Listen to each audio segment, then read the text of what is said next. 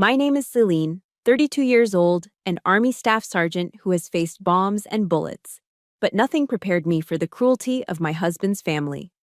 On exactly our second wedding anniversary, inside a lavish dining room in Virginia, my father-in-law stood up, tapped his wine glass, and declared before 40 guests, "Since you cannot provide this lineage with an heir, this is our gift to you."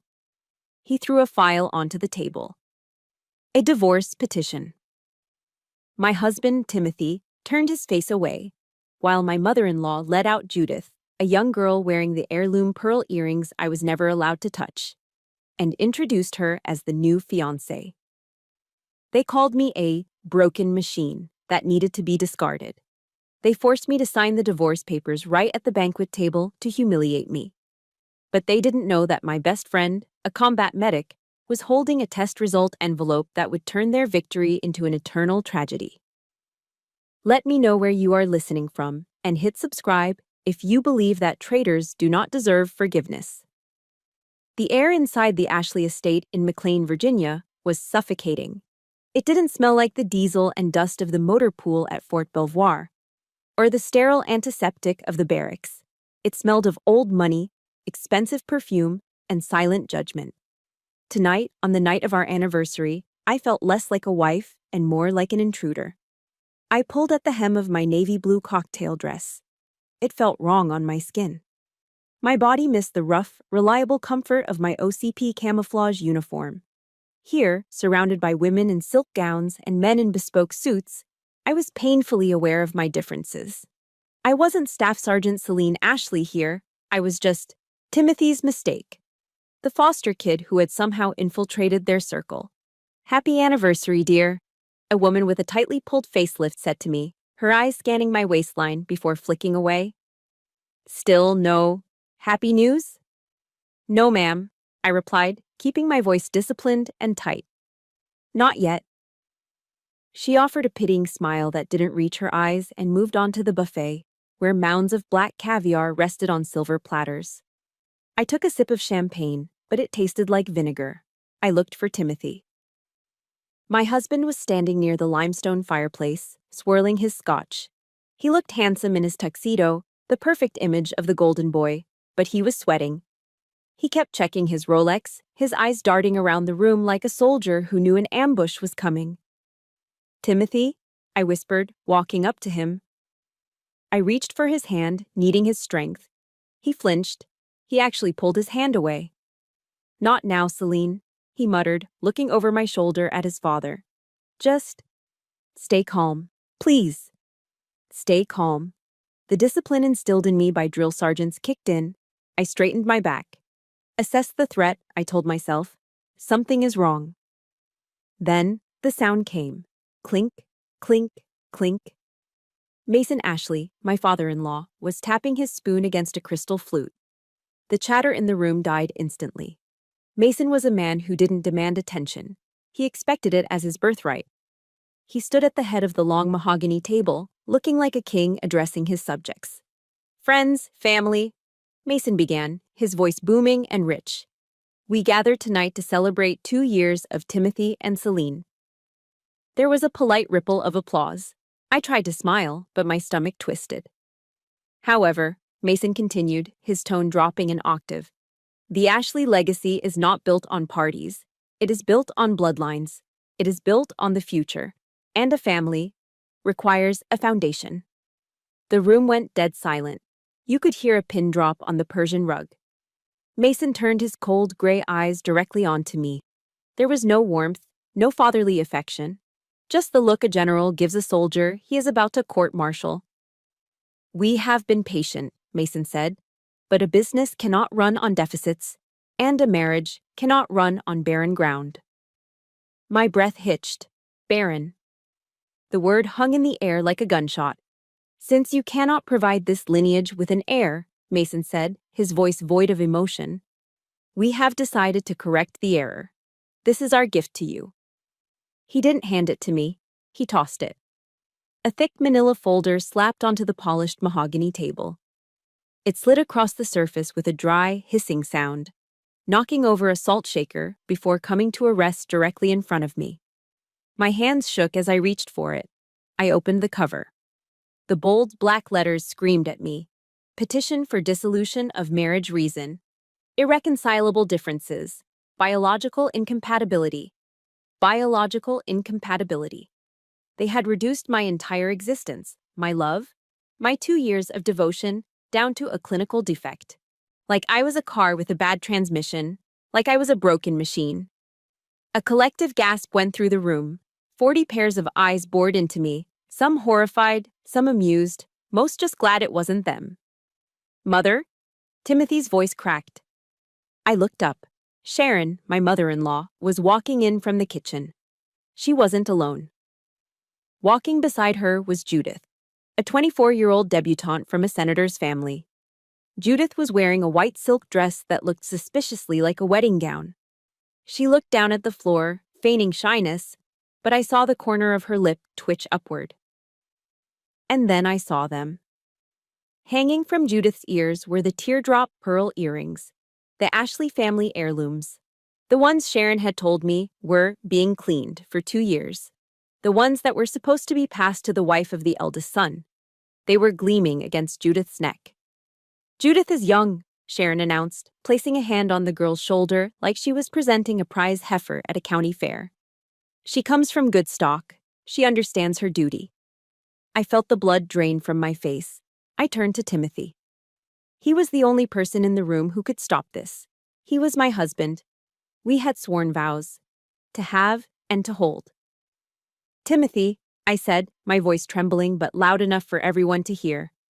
Tell them this is insane. Timothy looked at me. For a split second, I saw the man I loved. The man who used to make me blueberry pancakes. The man who promised we were a team. I saw the conflict in his eyes. But then, he looked at Mason. Mason simply raised an eyebrow. Timothy's shoulders slumped. He didn't scream. He didn't flip the table. He didn't grab my hand and storm out. Instead, Timothy grabbed his wine glass. He didn't look at me. He looked down at his expensive Italian leather shoes, drained the red liquid in one long, cowardly gulp, and set the glass down. He stared at the floor, refusing to meet my gaze. The silence from him was louder than any scream. It was the sound of my heart breaking. But as I watched him stare at the floor, I realized this wasn't a sudden decision. The cowardice I was seeing now, it hadn't just appeared tonight. My mind raced back, away from the humiliating glare of the chandeliers, back to the silence of our kitchen exactly 12 hours ago. The signs had been there. I just hadn't wanted to see them. The internal alarm clock in my head went off at 05. Sharp. No snooze button, no groaning. Just eyes open, boots on the ground, figuratively speaking. That was the army training. It didn't matter that I was lying in a king-size bed with Egyptian cotton sheets in a sprawling house in McLean. My body still woke up ready for PT formation. I turned my head to look at the other side of the bed. It was empty. The sheets were barely wrinkled, cold to the touch. Timothy must have gotten up early, or maybe he'd tossed and turned all night. I sat up and reached for the silver-framed photo on the nightstand. It was us 2 years ago today. I was in a simple white dress, not the couture gown his mother wanted, but one I had bought myself, and he was looking at me like I was the only person in the world. I ran my thumb over the glass. Semper fidelis, I whispered to the empty room. Always faithful. Technically, it's the Marine Corps motto, not the Army's. But growing up bouncing between 6 different foster homes before I turned 18, the concept of loyalty wasn't just a slogan to me. It was a religion. It was the only thing that mattered. When I said my vows to Timothy, I didn't just see them as legal promises. I saw them as a binding contract, stronger than any military enlistment. I was going to be the wife he needed. I was going to build the family I never had. I threw off the covers and headed downstairs.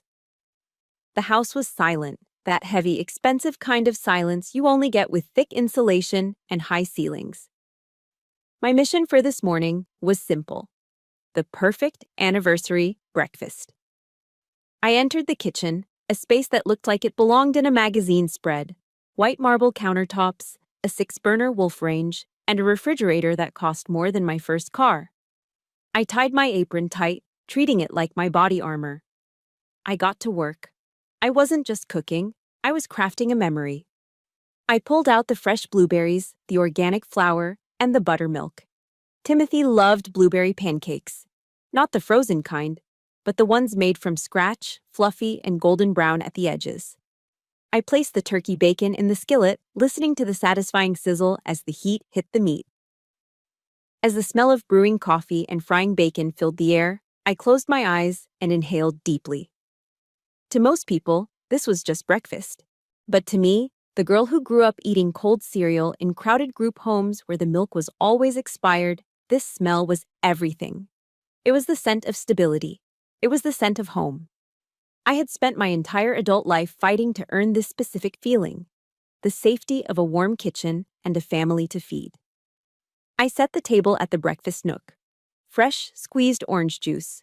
The good maple syrup warmed up in a small pitcher. I even folded the napkins into neat triangles, aligning the silverware with military precision. At 06:15, I heard footsteps on the stairs, heavy, slow. Timothy walked into the kitchen. He was already dressed in his charcoal gray suit, his tie knotted perfectly tight against his throat. He looked immaculate, every inch the heir to the Ashley financial empire. "Happy anniversary, baby," I said, beaming at him. I turned off the stove and plated a stack of 3 perfect pancakes, sliding them onto the placemat in front of his usual seat. Timothy didn't look at the pancakes. He didn't look at me. He walked straight to the coffee pot, poured a mug of black coffee, and sat down. Before I could even walk around the island to kiss him, he snapped open the Wall Street Journal. The newspaper went up like a wall between us, a literal paper fortress. "Tim," I said, my voice faltering slightly, "I made the blueberry ones, with the turkey bacon you like." From behind the paper, a voice that sounded like a stranger's replied, "I'm not hungry, Celine. I have a merge meeting at 8:00. I can't be sluggish." "But it's our anniversary," I said, feeling a cold knot form in my stomach. "I thought we could just have 20 minutes. You know, start the day right before the party tonight." He lowered the paper just an inch. His eyes were bloodshot, and there was a tightness around his jaw that I hadn't seen before. Or maybe I had, and I just chose to ignore it. "The party," he muttered, as if the word tasted like ash. "Right, the party." He took a sip of coffee, winced like it burned him, and stood up abruptly. The chair legs scraped harshly against the hardwood floor. "I have to go," he said. He didn't check his watch. He just grabbed his briefcase. "You're leaving now?" I asked, stepping forward, instinctively reaching out to straighten his lapel. It was a habit, a wife's gesture. He stepped back. He actually took a distinct, tactical step backward to avoid my touch. "Don't," he said. It wasn't a shout. It was a flat, cold command. "I'll see you tonight, Celine. Make sure you're ready by 6Q. Mother wants photos before the guests arrive." "Timothy, wait." The door to the garage slammed shut. The sound echoed through the big, empty house, vibrating in my chest. I stood there in the middle of my perfect kitchen. The steam was still rising from the pancakes. The bacon was still crisp. But the warmth was gone. I sank onto a bar stool and stared at his empty plate. I picked up a fork and poked at the fluffy stack I had spent an hour preparing. "He's just stressed," my brain tried to reason. "It's the merger. It's his father riding him about the quarterly earnings. Men like Timothy carry the weight of the world. Sometimes they snap. It's not about you. It's not about us." I tried to force the logic to work. I tried to apply the benefit of the doubt, a strategy my therapist suggested for marriage. But then, the soldier in me spoke up. The staff sergeant who had been trained to spot IEDs on the side of a dirt road in Kandahar took over. "No," the inner voice whispered. "This isn't stress. This is avoidance. This is a change in the pattern of life. You don't refuse a meal from someone you love unless you can't stomach the guilt of looking at them. You don't build a wall out of a newspaper unless you're hiding something behind it." I looked at the closed door where my husband had just exited without a single word of affection on the most important day of our year. My heart wanted to cry. but my gut was tightening into a knot of suspicion. This coldness. It hadn't started this morning. I had been lying to myself. My eyes drifted to the kitchen counter, where a pile of mail from weeks ago was still sorted in a basket. My mind flashed back to exactly 3 weeks ago. That was the first red flag.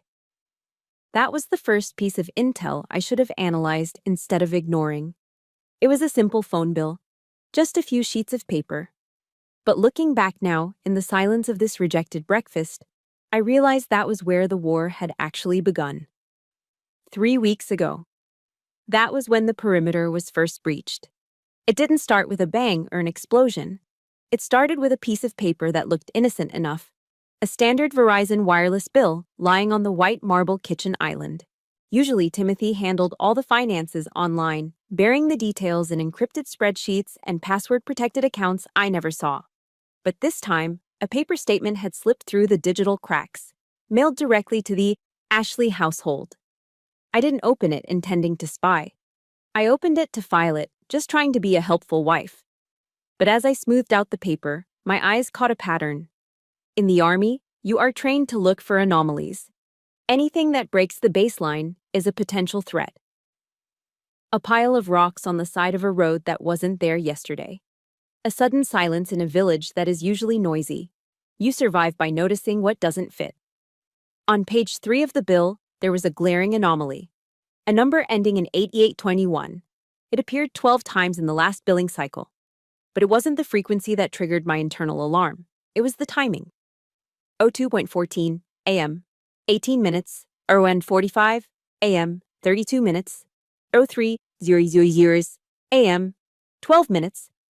These weren't business calls. No merger negotiation happens at 3:00 a.m. on a Tuesday, not even in the high-stakes world of Virginia finance. This was intimacy. This was a secret. I sat there at the island, a red pen in my hand, circling the timestamps. My heart wasn't racing. It had slowed down to a cold, heavy thud.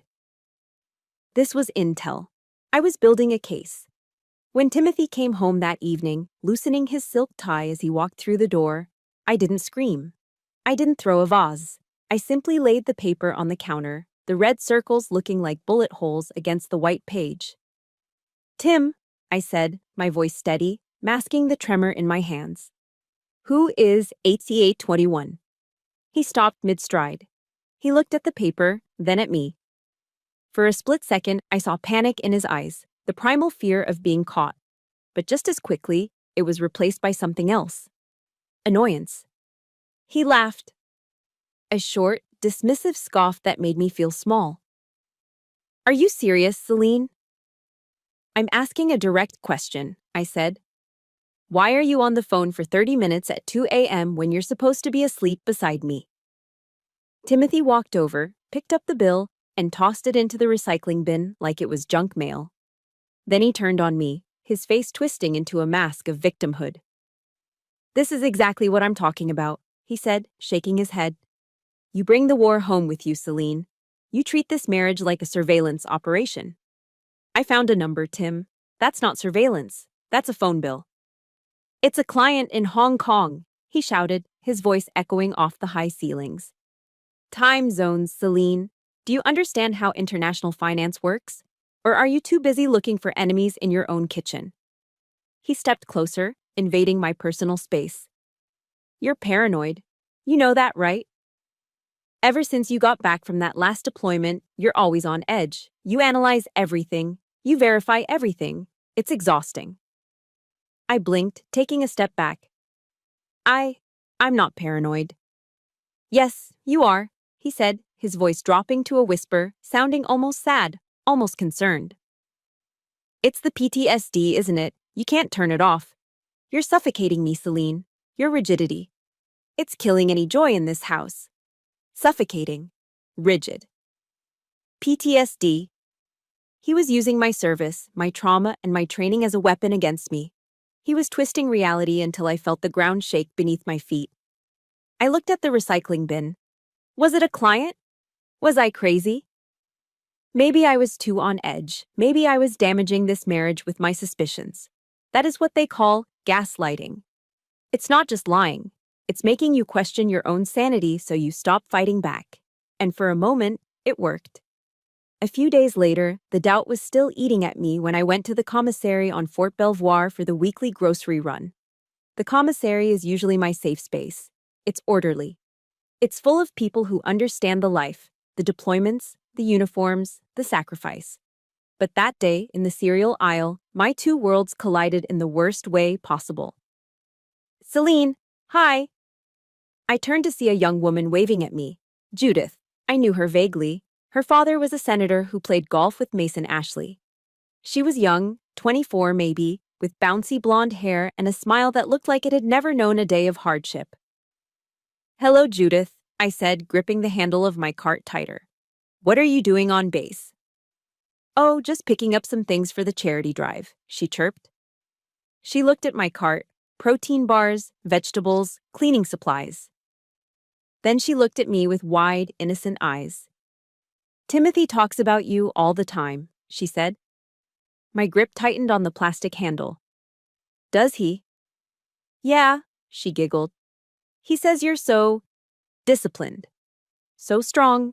He says living with you is like living with a drill sergeant sometimes. She covered her mouth playfully. I told him he should appreciate a woman who keeps things in order. But you know Tim. He likes things a bit softer. Softer. It was a casual comment, innocent on the surface. But it was a precision strike. She knew things she shouldn't know. She knew the dynamic of my marriage. She knew his complaints. Well, I said, my voice dry. Discipline keeps people alive, Judith. Oh, totally, she agreed, oblivious, or perhaps perfectly aware. Anyway, see you at the anniversary party. She bounced away, leaving me standing next to the Cheerios, feeling like I had just been stabbed with a dull knife. I walked out to the parking lot, the Virginia humidity hitting me like a wet blanket. I loaded my bags into the trunk of my Ford Explorer. Around me, I saw other military families, a captain in uniform hugging his wife, a young specialist loading a car seat while his partner laughed. They looked tired, yes, but they looked united. They looked happy. I stood there, leaning against my car, and I felt a tear slide down my cheek.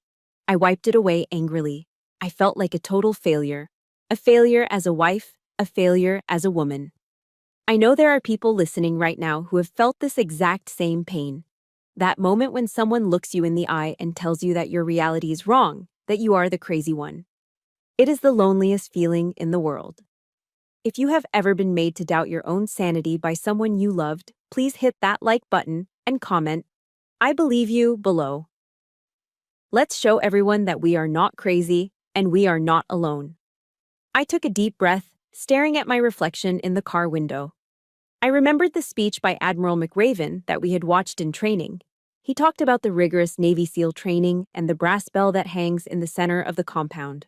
All you have to do to quit is ring the bell. Ring the bell, and you don't have to do the obstacle course. Ring the bell, and the pain stops. If you want to change the world, he said, don't ever, ever ring the bell. I looked at my reflection. I looked tired. I looked rigid. I looked like the broken machine Timothy accused me of being. But I was a soldier. I didn't quit. Don't ring the bell, Celine, I told myself. Fix this. Prove him wrong. Be the wife he wants. Be softer. I didn't know then that the enemy wasn't my PTSD. The enemy wasn't my paranoia. The enemy was waiting for me at Sunday dinner, and no amount of softness was going to save me. But in that parking lot, I decided to fight for my marriage one last time. And that decision led me straight into the lion's den at Mason and Sharon's estate. Sunday dinner at the Ashley estate was not a meal. It was a performance review. And tonight, I was the employee on the chopping block. The dining room was dimly lit by a massive crystal chandelier that cast long, fractured shadows across the table. We were eating filet mignon, imported from some exclusive ranch in Wyoming. Mason liked his steak rare, bloody rare. I sat there, my hands folded in my lap, watching my father-in-law pick up his serrated steak knife. He didn't just cut the meat, he sawed through it with a slow, deliberate rhythm. Scrape, slice, scrape. Red juice oozed out of the steak and pooled on the white porcelain china. I was down in Kentucky last week, Mason said, breaking the heavy silence. He didn't look up. He was focused entirely on dissecting his food. Checking on the new investments at the stables, beautiful creatures, thoroughbreds, but it's a brutal business. He skewered a piece of meat and pointed it at Timothy. You know the rule of thumb, son. You don't bet on a horse with bad hips, and you certainly don't breed a mare that refuses to take. Timothy nodded, taking a sip of his Cabernet. Of course, father. It's bad ROI. ROI. Exactly. Mason grunted. He chewed slowly. Return on investment. It applies to portfolios, it applies to livestock, and it applies to families. The air in the room seemed to drop 10 degrees. I gripped my napkin tighter. I knew exactly where this was going. Speaking of families, Sharon chimed in. She was sitting to my right, wearing a cashmere cardigan and a string of pearls. She smiled at me, a smile that didn't reach her eyes. It was just a baring of teeth. Celine, dear, you're barely touching your food. You need your strength. I'm not very hungry, Sharon, I said quietly. That's the problem, isn't it? She sighed, swirling her wine glass. You're always so tense. I was reading an article the other day in Town and Country about stress and fertility. It said that women who work in masculine environments, like the army, often struggle to conceive. I felt my spine stiffen. My service has nothing to do with this, doesn't it? Sharon tilted her head. Think about it, dear. All that testosterone you're around all day. The combat boots, the heavy packs, the shouting. You've hardened yourself, Celine. You've turned your body into a weapon, not a vessel. She reached out and patted my hand. Her skin was cold. You're a dry field, honey. Nothing can grow in a dry field. You lack the softness required to be a mother. A dry field. The insult was so visceral, so cutting, it took my breath away. She wasn't just attacking my body, she was attacking my soul. She was stripping away my womanhood because I wore a uniform. I looked across the table at Timothy. This was the moment. This was where he was supposed to slam his fist on the table. This was where he was supposed to say, "Don't speak to my wife that way. She serves her country. She is strong, and I love her." Tim, I whispered. Timothy looked up from his plate. He looked at his mother, then at his father, and finally at me. His eyes were blank, empty. He cut another piece of his rare steak, put it in his mouth, and chewed. He said nothing. The silence of his chewing was the loudest sound I had ever heard. It was the sound of betrayal. It was the sound of a marriage dying. It's nothing personal, Celine, Mason said, wiping his mouth with a linen napkin. It's just biology. And economics. The Ashley name needs to carry on. We can't let sentimental attachments to a damaged vessel get in the way of the future. Sharon nodded in agreement. It's like the good book says, dear. Matthew 7:19. She took a delicate sip of wine. Every tree that does not bear good fruit is cut down and thrown into the fire. She quoted scripture like a curse. She used God to justify her cruelty.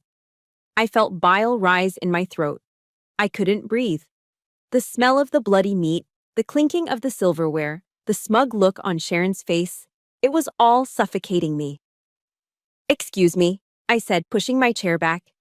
The legs screeched against the hardwood floor. I need to use the restroom. Don't be long, Mason called after me, not even turning his head. We're discussing the trust fund next. I walked out of the dining room, my heels clicking on the marble hallway. I kept my head high until I was out of sight, relying on every ounce of military bearing I had left.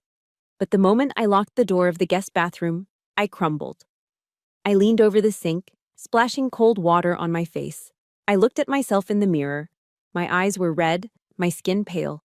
A dry field, a damaged vessel, a tree to be cut down. Was it true? Was I broken? Had the army taken so much from me that I had nothing left to give a child? I reached for a towel to dry my face when I heard voices. The acoustics in this old house were strange.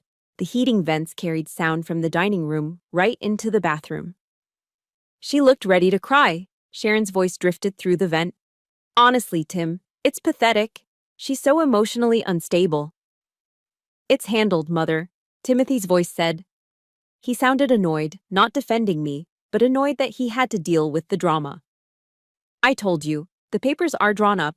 I just need to get her to sign. Good, Mason grunted. Because the senator called me yesterday. Judith is ready. She's young, she's healthy, and she's not damaged goods. We treat this like a personnel change at the firm. Cut the losses, bring in new talent. Personnel change. I stood frozen in the bathroom, gripping the edge of the sink until my knuckles turned white. They weren't talking about a divorce. They were talking about firing me. They were talking about replacing a defective part in their machine. I looked at my reflection again. The tears stopped. The sadness in my eyes hardened into something else. Something cold. Something dangerous. They were so sure I was broken. They were so sure the problem was me. But what if it isn't? The question hit me like a lightning bolt. We had been trying for 2 years. I'd been the one taking the vitamins. I'd been the one tracking my cycles. Timothy had refused to get tested, claiming his virility was unquestionable because he was an Ashley. But looking at that man tonight, a man who couldn't even look his wife in the eye, a man who let his parents butcher her character while he ate steak, I realized something. Cowardice isn't just a character flaw, sometimes it's genetic. I wiped the last drop of water from my chin. I wasn't going to cry anymore. And I certainly wasn't going to let them classify me as damaged goods without a fight. I needed proof. I needed science. Tomorrow I wouldn't go to the base chaplain. I wouldn't go to a marriage counselor. I was going to the clinic, and I was going to find out exactly whose field was actually dry. I unlocked the bathroom door and walked back out into the lion's den. But this time, I wasn't prey. I was a soldier gathering intelligence, and the war had just begun. The waiting room of the fertility clinic in Tyson's Corner smelled of lavender hand sanitizer and expensive hope. It was a sleek, modern space with beige armchairs, abstract art on the walls, and a hushed atmosphere that felt more like a spa than a medical facility. But to me, it felt like a holding cell. I sat in the corner, clutching my purse like it contained state secrets. My phone buzzed in my lap. I looked down, praying to see Timothy's name followed by, "I'm parking the car," or "Be there in 5. Instead, the text message read, "Merger meeting ran over. Board is frantic. Can't get away. You've got this. Let me know what they say." I stared at the screen until the pixels blurred. A merger meeting. At 4:00 p.m. on a Friday? It was a lie. A sloppy, cowardly lie. He wasn't in a boardroom. He was likely at a jeweler's, or worse, with her. "He's not coming, is he?" The voice beside me was rough, low, and comforting. Erica sat next to me, looking completely out of place in her cargo pants and tactical boots among the women in yoga pants and designer flats. Erica was a former combat medic who had patched up shrapnel wounds in the back of a Humvee while under fire. She was the only person in the world I trusted with my six. "He has a meeting," I lied, my voice weak. Erica scoffed, crossing her arms. "He's AWOL Celine. That's what he is. If he were in my squad, I'd have him scrubbing latrines for a month." I tried to smile, but it hurt. I looked around the room. There were 3 other couples waiting. Every single woman had a hand to hold. One husband was rubbing his wife's back, whispering something that made her giggle. Another was reading a copy of Parents magazine, pointing out cribs to his partner. I felt a wave of shame so hot it burned my neck. I was the only one here alone. Well, not alone. I had Erica. But Erica couldn't give me a child. Erica couldn't fix the fact that my marriage felt like a sinking ship. "I feel like I'm defective," I whispered, confessing the fear that had been keeping me awake for nights. "Look at them, Erica. They're normal. I'm just damaged goods. Maybe Sharon is right. Maybe I'm too hard. Maybe I broke myself." Erica's hand shot out and gripped mine. Her grip was iron strong. "Stop that," she commanded, her voice dropping to that intense whisper she used when things got real. "Listen to me, Sergeant. Your body survived basic training. It survived deployment. It carried 80 pounds of gear up mountains. Your body is steel, Celine, not glass. You are not broken because you served. Don't let those soft-handed civilians gaslight you into hating your own strength. Celine Ashley? A nurse in peach-colored scrubs called out from the doorway. I stood up. My legs felt heavy. Erica stood up with me. Family only beyond this point, the nurse said automatically, looking at Erica's boots with mild disdain. I'm her emergency contact, Erica stated, stepping forward with a look that dared the nurse to argue. And unless you want to explain to Jag why you denied a soldier her support person, I'm coming in. The nurse blinked, swallowed, and nodded. Right this way. The exam room was freezing. It always is. I stripped off my clothes and put on the paper gown that opened in the back, the universal uniform of vulnerability. I sat on the edge of the table, the crinkling paper sounding like thunder in the small room. Dr. Evans was kind, efficient, and professional. But as she conducted the ultrasound, the silence stretched thin. I stared at the ceiling tiles, counting the dots, trying to dissociate. I tried to go to my happy place, but all I could see was Mason cutting that bloody steak. Physically, Dr. Evans said, snapping off her latex gloves and turning to her computer. Everything looks structurally sound, Celine. I let out a breath I didn't know I was holding. So, I'm not barren. No, she said, swiveling her chair to face me. But I'm looking at your blood work from the prelims. Your cortisol levels are through the roof. Adrenaline, too. It's like your body is in a constant state of fight or flight. She looked at me over her glasses. Stress is a powerful contraceptive, Celine. If your body thinks you are in a war zone, it won't prioritize reproduction. It prioritizes survival. Is there significant stress at home? I looked at Erica. Then I looked at my hands. Is there stress? My home wasn't a home. It was a minefield. Every dinner was an ambush. Every conversation was an interrogation. My body wasn't rejecting a baby. My body was rejecting the environment. It was trying to protect a potential child from being born into a war zone. Work is demanding, I said, dodging the truth. Well, Dr. Evans said, printing out a label. We did the full panel today. The comprehensive results will be ready tomorrow afternoon. I can have them couriered to you, or I need them tomorrow, I said, cutting her off. It's urgent. I'll put a rush on it, she promised. When I got back to the house in McLean, it was dark. The porch lights were on, casting long shadows against the brick columns. I walked inside, exhausted, feeling raw and exposed. Timothy was in the living room, watching CNBC with the volume on mute. He didn't get up to ask how it went. He didn't ask if I was okay. He kept his eyes on the scrolling stock ticker. I put my things in the guest suite, he said, his voice flat. I stopped at the bottom of the stairs. What? I'm sleeping in the guest room tonight, he said, finally looking at me. His face was a mask of cold indifference. I need space, Celine. I need to think about the future. About whether this is working. He was leaving me. Not legally, not yet. But he was abandoning the marital bed the night before our anniversary. He was making space for Judith, even if she wasn't physically here yet. Fine, I said. I didn't have the energy to fight. Sleep wherever you want, Timothy. I walked up the grand staircase alone. I entered our master bedroom, which suddenly felt like a cavern. I showered, scrubbing my skin until it was pink, trying to wash off the feeling of the clinic, the feeling of Sharon's insults, the feeling of Timothy's apathy. I lay in the center of the king-sized bed, the sheets cold on the empty side. I placed my hand on my flat stomach. You're not a dry field, I whispered to myself, repeating Erica's words. You are steel. I closed my eyes, but I didn't pray to save my marriage. That prayer had died in the waiting room today. Instead, I prayed for the truth. I didn't know it then, but the courier Dr. Evans promised wouldn't be a mailman. It would be Erica. And the envelope coming tomorrow wouldn't just contain medical data. It contained the ammunition that would blow the Ashley family legacy to pieces. All I had to do was survive until the party. The time for flashbacks, for memories of cold clinics and lonely breakfasts, was over. I was back in the present moment, sitting at the head of the mahogany table under the blinding crystal chandelier.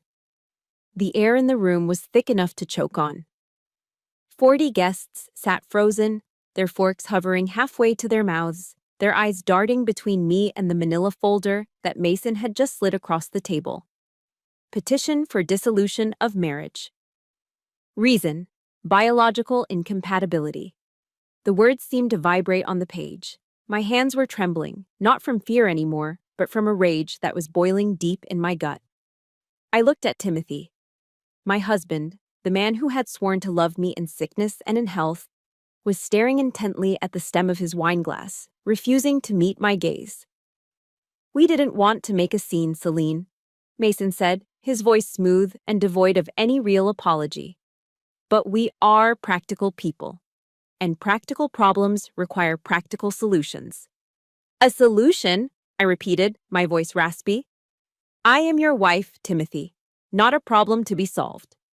Timothy opened his mouth to speak, but before he could get a word out, Sharon clapped her hands together. Clap, clap.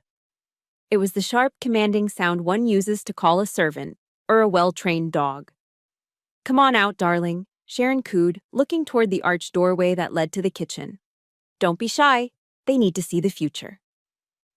The double doors swung open, and out of the shadows stepped Judith. If the divorce papers were a slap in the face, Judith's appearance was a knife to the heart. She wasn't wearing a cocktail dress. She was wearing a slip dress made of white silk that hugged every curve of her body. It was elegant, expensive, and completely inappropriate for someone else's anniversary party. It looked like a wedding dress. It was a statement. She was the bride in waiting, and I was the corpse being cleared from the altar.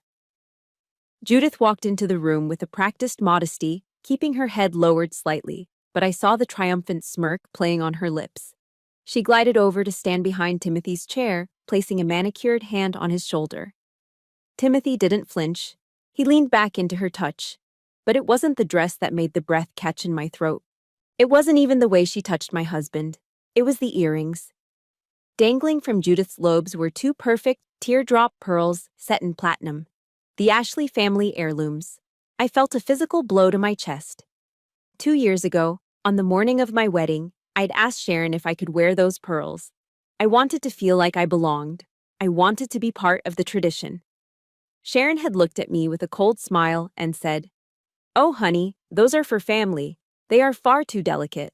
I'm afraid you might break them." Break them. Because I was the rough foster kid, the soldier, the outsider. And now, there they were, shimmering against Judith's neck. They hadn't been too delicate. I had just been too unworthy. "Isn't she lovely?" Sharon announced to the room, gesturing to Judith like she was presenting a prize-winning heifer at a state fair.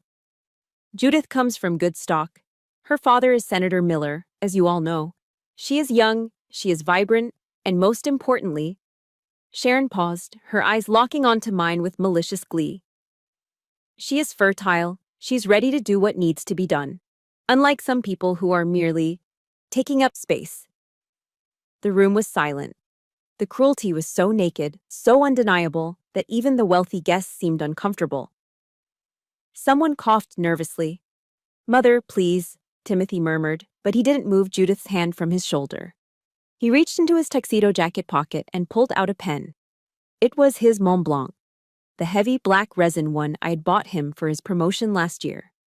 He uncapped it and slid it across the table, right on top of the divorce papers. "Just sign it, Celine," Timothy said, his voice sounding exhausted.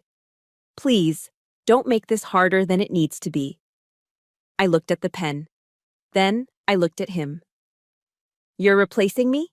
Before the ink is even dry? You're parading her in front of me wearing your grandmother's jewelry?" "We all have roles to play," Timothy said, finally looking me in the eye. His eyes were dead. There was no love left, only self-preservation. "You couldn't play yours. Judith can. It's just logic." He leaned forward, lowering his voice so only I and the people closest to us could hear. "Sign the papers, Celine. Take the settlement money. Walk away. Keep a little bit of dignity." Dignity. The word hung in the air. He was talking about dignity while his mistress stood behind him wearing white, and his parents auctioned off his marriage like a business merger. I looked around the room. I saw the pity in their eyes. Poor Celine, the barren wife, the rejected soldier. They expected me to cry. They expected me to beg. Or maybe they expected me to flip the table and scream, proving that I was the crazy one Timothy had warned them about. I know so many of you listening right now have been in a position where you were asked to swallow your pride and accept disrespect just to keep the peace. It is a terrible choice to make. If you were sitting in that chair, would you sign the papers and walk away, or would you fight? Hit that like button if you think Celine should burn it all down, and comment, sign it below if you think she needs to get away from these toxic people immediately. I looked at Judith. She offered me a small, sympathetic smile, the kind of smile a winner gives a loser. She touched the pearl earring, making sure I saw it. Something inside me snapped, not in a loud way, but in a quiet, permanent way. The hope I had held onto, the hope that Timothy would wake up, the hope that I could fix this, evaporated. I wasn't losing a husband, I was losing a tumor. I picked up the Mont Blanc pen. It felt heavy and cold in my hand. "You're right, Timothy," I said, my voice clear and steady, cutting through the tension. "I should keep my dignity." I didn't read the terms. I didn't ask about the money. I flipped to the signature page. "I'm not signing this because I agree with you," I said, staring Mason in the eye. "I'm signing this because I refuse to stay at a table where respect is not served." I pressed the nib to the paper. The scratching sound was the only noise in the room. Celine. Ashley. I signed it with a flourish, a sharp, angular signature that looked like barbed wire. I capped the pen. I didn't hand it back to Timothy. I dropped it onto the table. It hit the wood with a loud clack that sounded like a judge's gavel. "Done," I said, standing up. "She's your problem now." Timothy let out a long breath, looking relieved. Mason smiled, reaching for his wineglass to toast his victory. Sharon beamed at Judith, thinking they had won, thinking the broken machine had been successfully decommissioned and removed. But they were celebrating too early. Because just as I turned to leave, the heavy oak doors at the entrance of the dining hall slammed open. The sound echoed like a gunshot. And standing there, silhouetted against the hall light, wasn't a waiter. It was Erica. She was wearing her dress blues, her medals shining on her chest, and in her hand she held a thick, sealed envelope that looked like a weapon. The ink on my divorce papers was still wet. But the war wasn't over. It was just about to get explosive. The sound of the heavy oak doors slamming against the walls echoed like a mortar round impact. The polite, hushed murmurs of the Virginia elite were instantly silenced. Standing in the archway wasn't a waiter with a tray of hors d'oeuvres. It wasn't security. It was Erica. But this wasn't the Erica I saw yesterday in cargo pants and a t-shirt. She was wearing her full Army service uniform, the dress blues. Her jacket was pressed to a razor's edge, the gold stripe on her trousers caught the light, and on her chest sat a rack of ribbons and medals that told a story of combat, sacrifice, and survival. She didn't look like a party guest. She looked like an avenging angel sent by the Department of Defense. The room froze. There is something about a uniform that commands respect, even from people who think they own the world. Erica didn't wait to be invited in. She marched. Her tactical boots had been swapped for high-gloss dress shoes, and the rhythmic click-clack on the marble floor sounded like a countdown. She walked right past me. She didn't look at me. Her eyes were locked on a target downrange. "Who the hell let you in?" Mason demanded, half rising from his chair. His face was flushed with the arrogance of a man whose property lines had been crossed. Erica didn't stop until she was standing at the foot of the table, directly opposite Mason. She didn't salute. He wasn't her commanding officer. He was a hostile combatant. "I'm not here for the party, Mr. Ashley," Erica said, her voice projecting with that specific clarity only NCOs possess. "I'm here to deliver an after-action report, because your intelligence is faulty." "Get out," Sharon hissed, clutching her pearls. "This is a private family matter." "No, ma'am," Erica corrected her, her tone icy. This is a tactical error, and it's about to become a catastrophe. She reached into the inner pocket of her dress jacket. Timothy flinched as if he thought she was pulling a weapon. In a way, she was. She pulled out a thick, white envelope. It bore the red stamp of the Tyson's Corner Fertility Clinic. Urgent. Confidential. "Celine just signed your papers," Erica said, her eyes sweeping over Timothy and Judith. "She signed them because you told her she was broken. You told her she was a biological dead end. You told her she couldn't give you the one thing you care about more than your own souls. A legacy." Erica looked at the envelope in her hand, then back at Mason. "You really should have checked the manifest before you jettisoned the cargo, Mason." She didn't hand the envelope to him. She threw it. With a sharp flick of her wrist, she sent the packet spinning across the long mahogany table. It hissed as it slid over the polished wood, knocking over a crystal salt shaker before slamming into Mason's chest with a dull thwack. It landed right on his dinner plate, resting next to his half-eaten rare steak. "Read it," Erica commanded. Mason hesitated. The room was so quiet you could hear the hum of the refrigerator in the next room. He looked at the envelope, then at Timothy. Timothy looked confused, his mouth slightly open, a piece of bread halfway to his lips. "Read it," Erica barked, the command cracking like a whip. Mason snatched up the envelope. He tore the seal with trembling fingers. He pulled out the trifold medical report. I stood there, my heart hammering against my ribs. I hadn't opened the results. I had come straight here. I looked at Erica, but her face was a stone mask. I watched Mason's face. At first, it was red with indignation. But as his eyes scanned the lines of data, the hormone levels, the bolded text at the bottom of the page, the color didn't just fade, it vanished. He went pale, ashen. He looked like a man who had just watched his stock portfolio hit zero. His mouth opened, but no sound came out. His eyes widened, staring at the paper as if it were a death warrant. "What is it?" Sharon asked, leaning in, her voice shrill. "Mason!" Mason's hand started to shake, the hand holding his glass of expensive Cabernet Sauvignon. Tremble. Shake. Then, gravity took over. Crash! The crystal goblet slipped from his fingers, hit the edge of the table, and shattered. Dark red wine exploded outward. It splashed onto the pristine white tablecloth.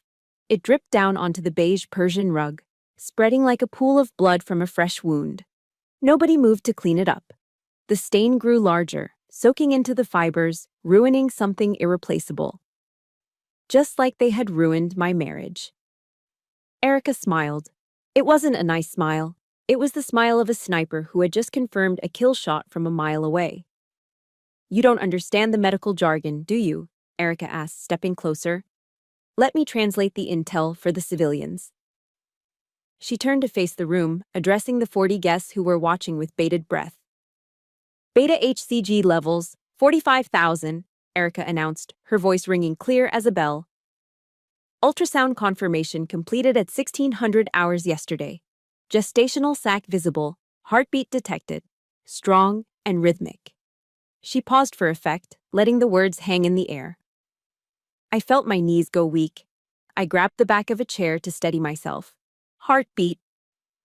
Erica looked directly at Judith, who was still wearing the stolen pearls. Judith's smirk faltered. "He's 6 weeks along," Erica said. "He?" Timothy whispered, finally standing up. His face was a mask of shock. "Yes, Timothy, he," Erica confirmed, locking eyes with him. "Based on the genetic screening markers, you were too busy to attend. It's a boy." A collective gasp swept through the room. Erica turned back to Mason, who was staring at the wine stain on his rug, the medical report crumpled in his fist. "Congratulations, Mr. Ashley," Erica said, her voice dripping with venomous satisfaction. "You wanted an heir? You got one. A grandson. A firstborn son to carry on your precious name." She pointed a gloved finger at the divorce papers sitting on the table, right next to the pen I had just put down. "But here is the collateral damage. You just forced the mother of your only grandson to sign away her rights to this family. You called her a dry field. Well, that field is blooming, Mason. And you." Erica leaned in, her voice dropping to a whisper that screamed louder than a shout. You just salted the earth. I looked at Timothy. The realization was hitting him like a physical blow. The biological incompatibility wasn't real. The broken machine was working perfectly. He had just traded his wife and his son for a girl in a slip dress who was only there for the pearls. Oh my God, Sharon whispered, covering her mouth. Pack it up, Celine, Erica said, turning to me, her demeanor softening instantly from warrior to protector. We're leaving. The air in here is toxic for the baby. The silence in the room was broken, and so was the Ashley legacy. Not because of me, but because of their own greed. The ambush was successful. The enemy was in disarray. And I was going to be a mother. The silence that followed Erica's announcement didn't last long.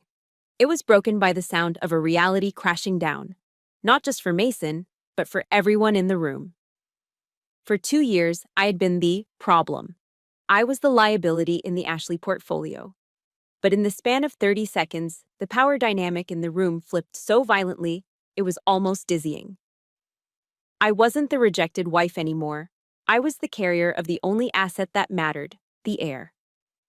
And watching the Ashley family realize this was both the most satisfying and the most disgusting spectacle of my life. Timothy was the first to break formation.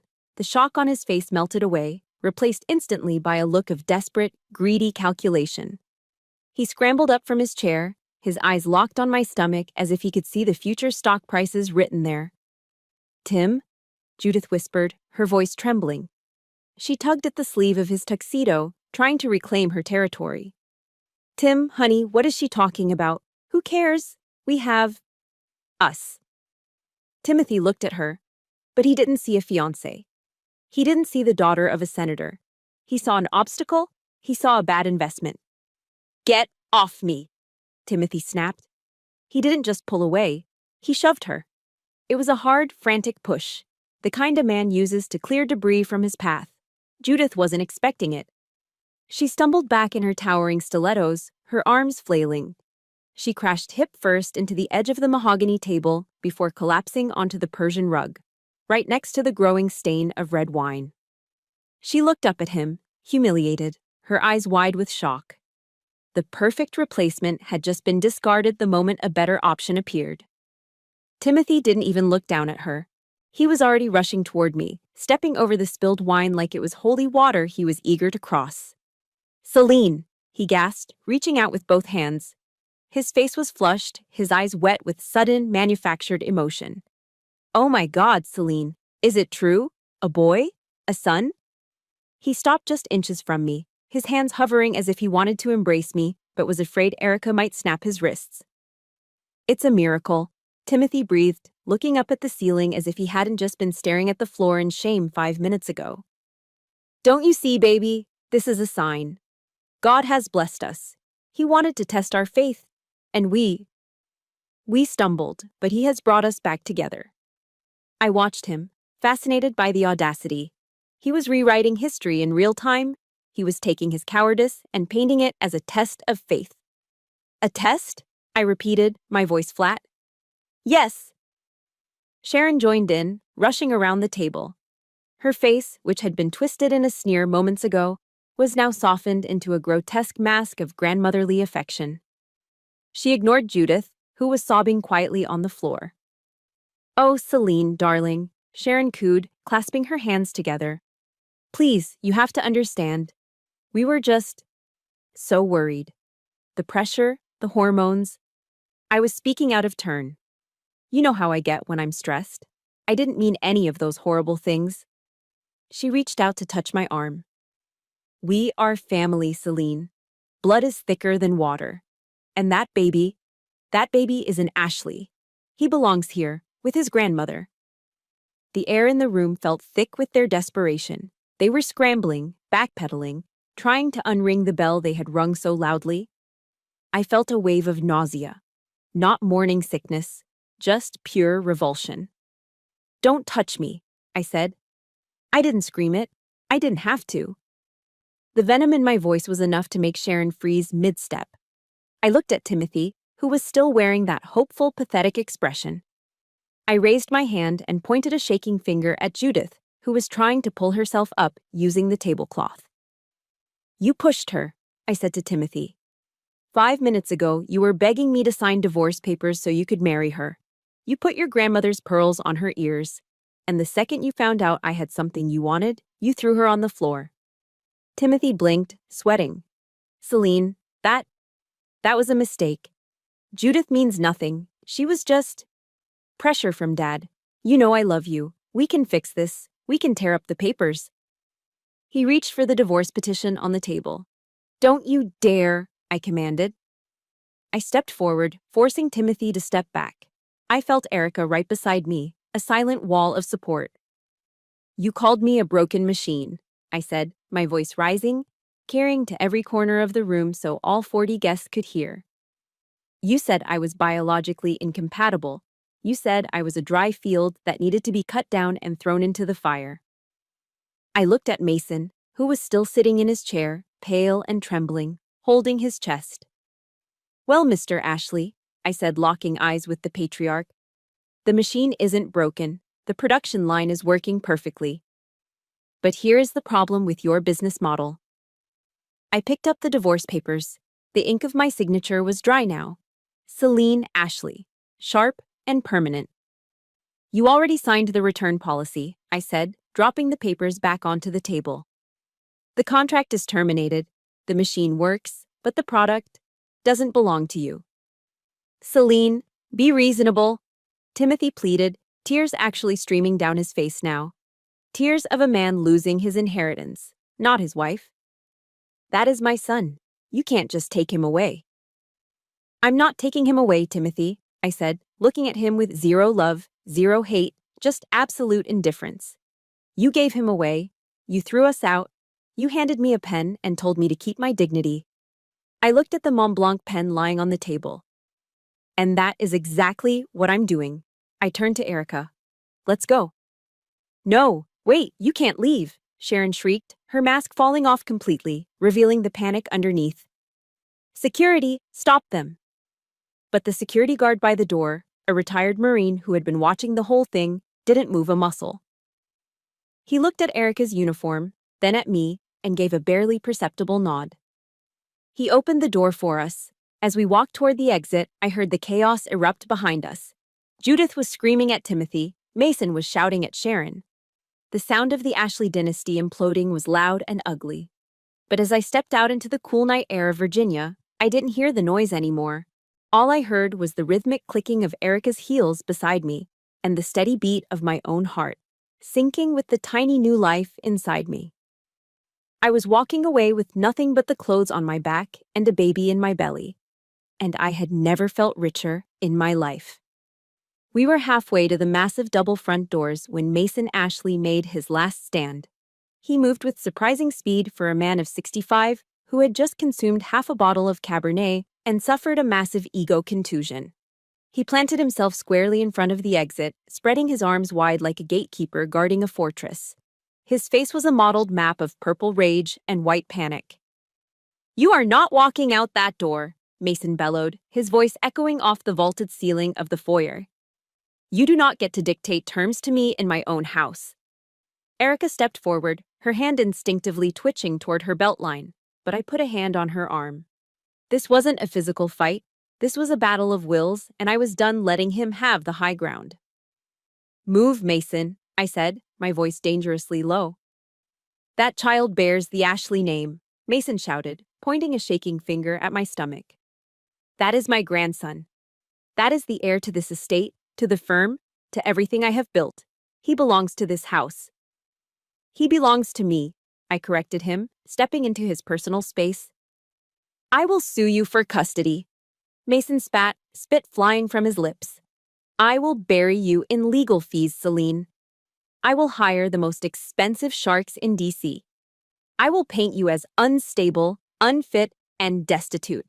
You won't stand a chance against my lawyers." I laughed. It was a cold, dry sound that seemed to startle him more than a scream would have.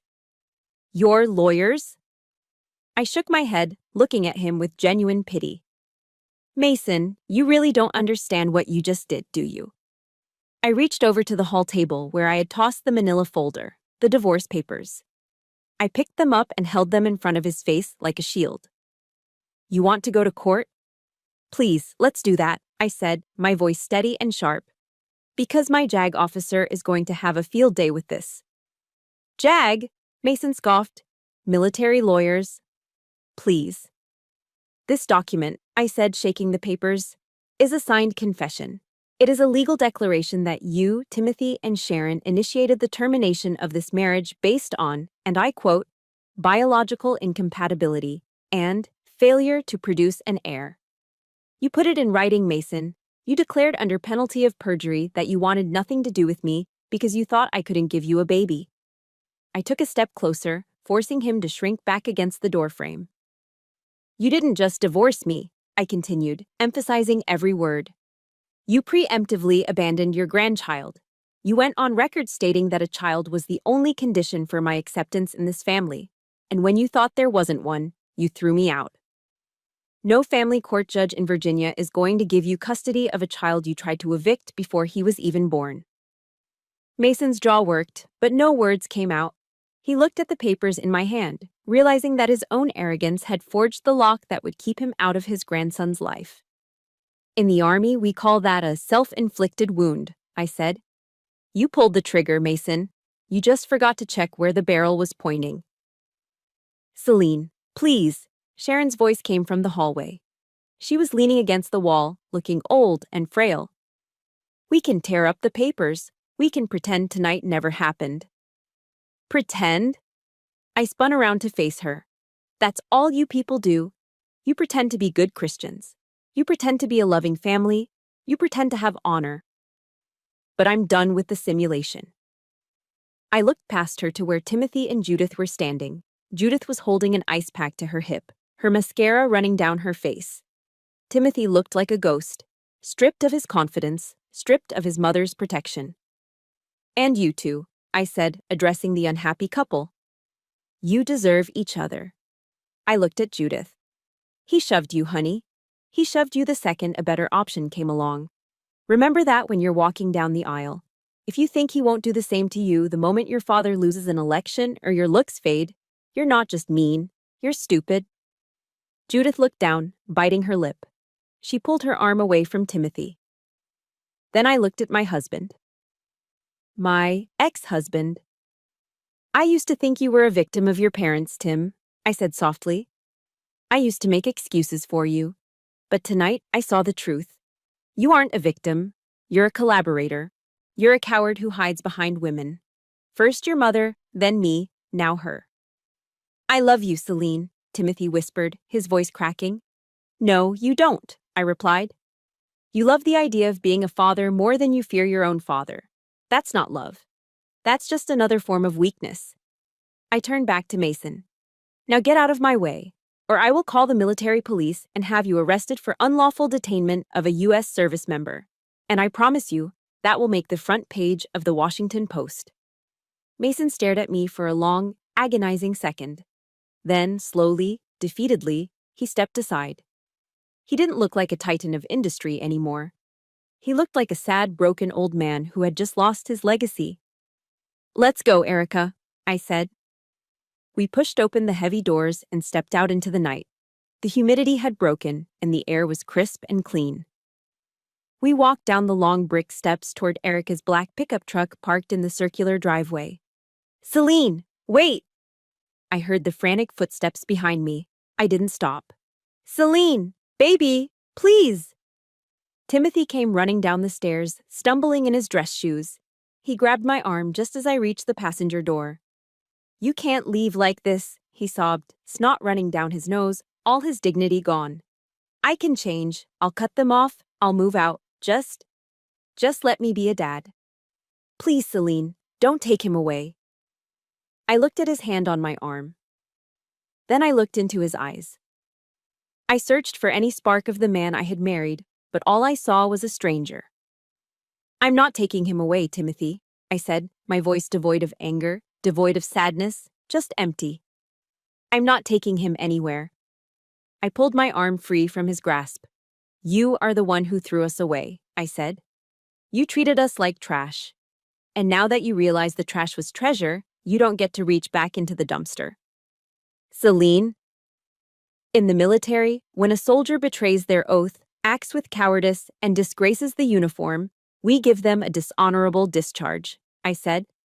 It means you are stripped of all rank, all benefits, and all respect. You are exiled. I opened the car door. Consider this your dishonorable discharge, Timothy. You are dismissed. I climbed into the truck and slammed the door shut. Thud. The sound was final. It was the sound of a book closing. Timothy stood there, banging his palms against the glass, mouthing the words, I'm sorry, I'm sorry, I'm sorry. I didn't roll down the window. I didn't look back at the mansion that had been my prison for 2 years. Drive, Erica, I said, staring straight ahead at the headlights cutting through the darkness. Drive, and don't look back. Erica put the truck in gear. The engine roared to life, drowning out Timothy's pleas. As we accelerated down the long driveway, leaving the Ashley estate in the rearview mirror, I felt the first real kick from inside my womb. A tiny flutter. It felt like a high five. We were free. 1 year later. The morning sun over Fort Liberty, North Carolina, hits differently than it does in Northern Virginia. In McLean, the sunrise always felt filtered through smog and pretension, struggling to shine on the manicured lawns. Here, the light is raw, unfiltered, and golden. It cuts through the pine trees and warms the wooden planks of my front porch. I sat on the swinging bench, a mug of hot coffee in my hand, watching the steam curl up into the crisp air. Attached to the pillar of the porch, the American flag snapped gently in the breeze. Snap. Snap. It was the sound of freedom. In my lap sat the reason for everything, David. He was 6 months old today. He had chubby legs that couldn't stop kicking, bright eyes that saw wonder in everything, and a laugh that sounded like pure, unadulterated joy. He reached out a tiny dimpled hand and grabbed my thumb, holding on with a grip that was surprisingly strong. Good morning, soldier, I whispered, kissing the top of his head. He smelled like baby powder and milk, the best smell in the world. We named him David, which means beloved. And his middle name is Erica. Because in our world, you honor the people who saved your life. I looked down at him and thought back to the day he arrived. It wasn't in a sterile, silent room with a husband checking his watch. It was chaotic, loud, and filled with love. When I went into labor, I wasn't alone. Erica was there, holding my left hand, coaching me through the contractions with the same intensity she used to call out commands in the field. And on my right, holding my other hand, was my biological mother. That was the other miracle that came from the wreckage of my divorce. When I walked away from the Ashleys, I realized I had been trying to force them to be the family I never had.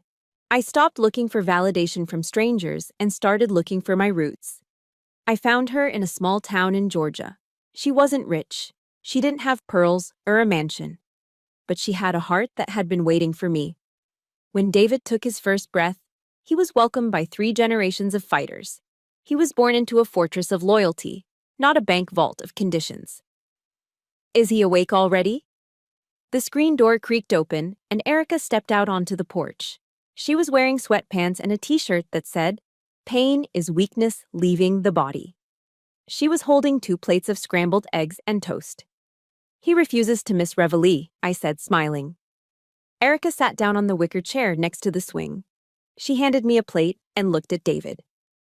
He looks more like you every day. Thank God. If he looked like him, I'd have to teach him to do push-ups until he changed his face. I laughed. We don't talk about him. We don't, Erica agreed, taking a bite of toast. But, purely for the sake of an intelligence update, did you see the news? I shook my head. I blocked the signal, remember? Well, Erica smirked, leaning back.